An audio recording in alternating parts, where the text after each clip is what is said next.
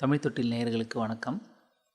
வீடு ஜல்லிக்கட்டு அப்படின்ற ஒரு ஹேஷ்டேக்கில் இணையம் பூரா ஒரு மிகப்பெரிய சலனம் ஜல்லிக்கட்டை நோக்கி நடந்துகிட்ருக்கு.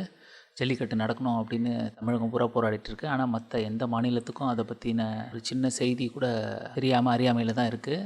வடக்கத்திய ஊடகங்கள் எல்லாமே இது காட்டுமிராண்டித்தனம் அப்படின்னு செய்தியை பரப்பிட்டுருக்கு. அது மட்டும் இல்லாமல் பேட்டா நிறுவனம் நிறைய செலிப்ரிட்டிஸ் கிட்டெல்லாம் கையெழுத்து வாங்கிட்டுருக்கு. இதை வெறும் தமிழகத்தோட வீர விளையாட்டுன்னு மட்டும் பார்க்காம கொஞ்சம் நல்லா சிந்திச்சா நம்மளுக்கு இதோட பாரம்பரியமான ரொம்ப ஆழமான வரலாறு தெரியும். நம்மளோட இந்திய பாரம்பரியமே இந்துன்ற மதம் கிடையாது, இந்துன்ற கலாச்சாரம் தான். நம்ம மதம்ன்ற அடிப்படையில் மாறினது இப்பத்திய காலத்தில் தான். நம்ம எல்லாருமே இந்தியாவில் தான் வாழறோம். பல தரப்பட்ட மனிதர்களும் பல தரப்பட்ட இனங்களும் பல தரப்பட்ட மொழிகளும் ஒன்றா கலந்தபடி வாழ்ந்துட்டுருக்கோம்.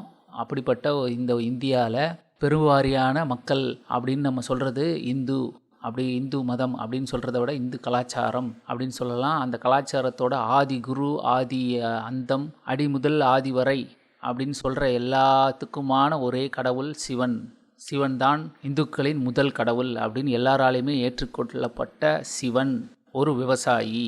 அவருடைய வாகனம் எருதுவை அடக்காமல் அவர் வாகனமாக வைத்துக்கொள்ள முடியாது. முதல் விவசாயி தான் நாம் வழிபடும் முதல் கடவுள். விவசாயி தன்னுடைய உழவு தொழிலுக்காக எருது அப்படின்ற ஒரு வாகனத்தை ஏன் வச்சிருக்காரு, அது ஒரு குறியீடாக ஏன் இருக்குது அப்படின்னா, அவர் ஒரு விவசாயி. காளையோட விளையாடிருக்காரு, காளையை அடக்கியிருக்காரு, காளை கூட சேர்ந்து தான் விவசாயம் பண்ணியிருக்காரு. ஜல்லிக்கட்டு அப்படின்ற ஒரு விளையாட்டை நீங்கள் காட்டுமிராண்டித்தனமாக பார்த்தீங்க அப்படின்னா, சிவன் அப்படின்ற ஒரு கடவுளும் காட்டுமிராண்டியாக தான் அர்த்தப்படுது.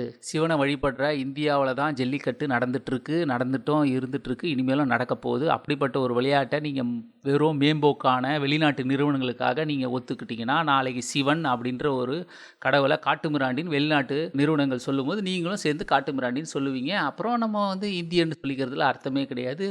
இப்போ நாங்கள் தமிழன்னு சொல்லிக்கிறதுல உங்களுக்கு கொஞ்சம் பழைய கதைன்னு நீங்கள் பேசுனீங்கன்னா, இந்தியன்னு சொல்கிறதையும் நாளைக்கு வெளிநாட்டு நிறுவனங்கள் பழைய கதைன்னு பேசுவோம். யோசிச்சுக்கிங்க.